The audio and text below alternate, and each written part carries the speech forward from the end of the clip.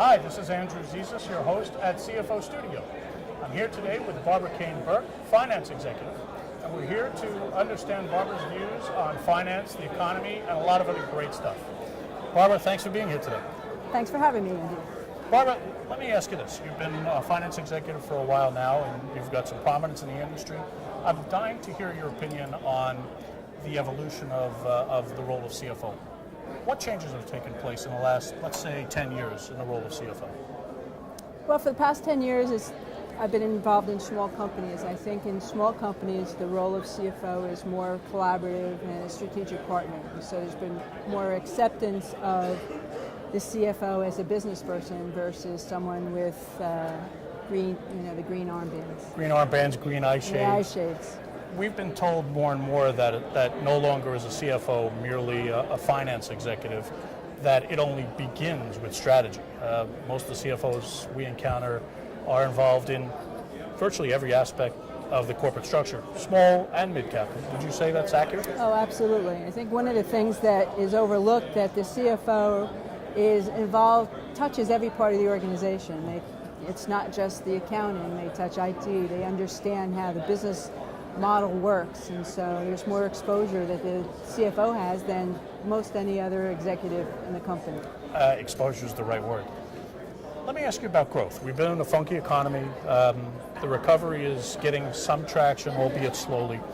But for those companies that have been growing, are you seeing more growth coming from upsells to existing customers, or are you seeing it through acquisition of new customers, or some other view?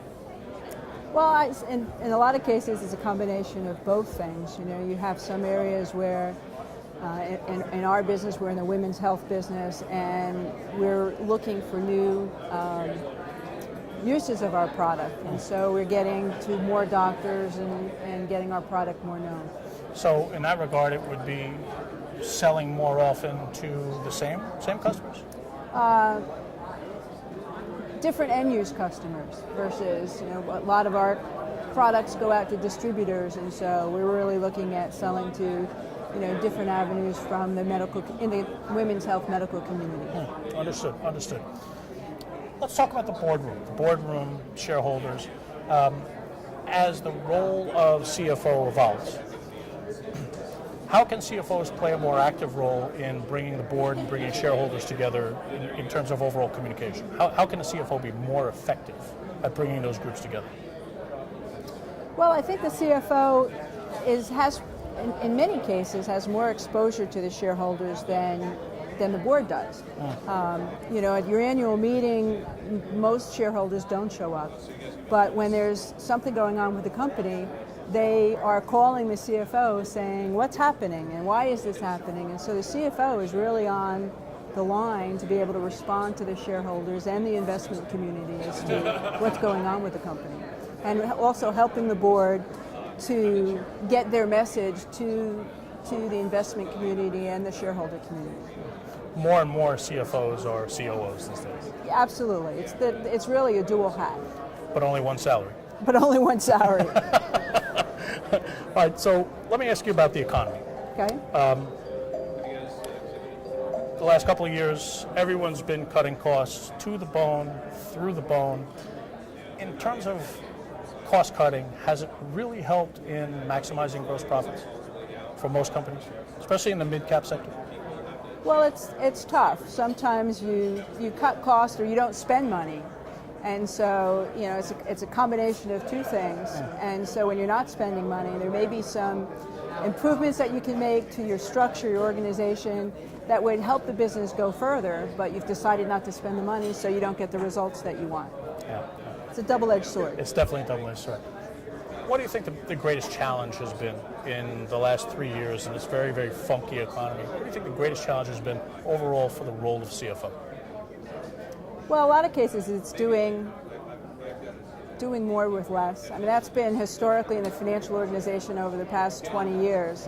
And then you have, especially for public companies, you have more demands on you. You are now, one of the things at this conference is doing XBRL. So it's something that I hadn't planned on doing, but so you have to do a lot, multitask. With less. With less. So not only more to do, but more risk and liability as a professional. Absolutely. As a professional. Absolutely. So, Barbara, we're almost at the end of our time. So let me ask you one last question. If for the CFOs who are watching this video today, for small cap and mid cap finance executives, what should they be looking out for the future? What should they be preparing for as their recovery takes hold?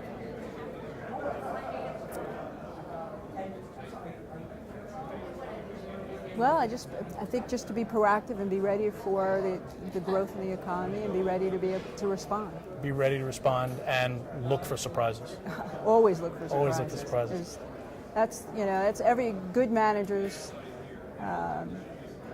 mantra is, no surprises, but you have to have surprises. It always happens. And they happen, and those who are prepared for things that they're not prepared for, basically, so to coin a phrase, basically are the CFOs that are most successful. Yes. Barbara, listen, you've been great. I want to thank you for being on CFO Studio. Thank you very much, Andy. Nice to have you. Nice to be here. This is Andrew Zizas saying thank you for watching CFO Studio, and we'll see you again.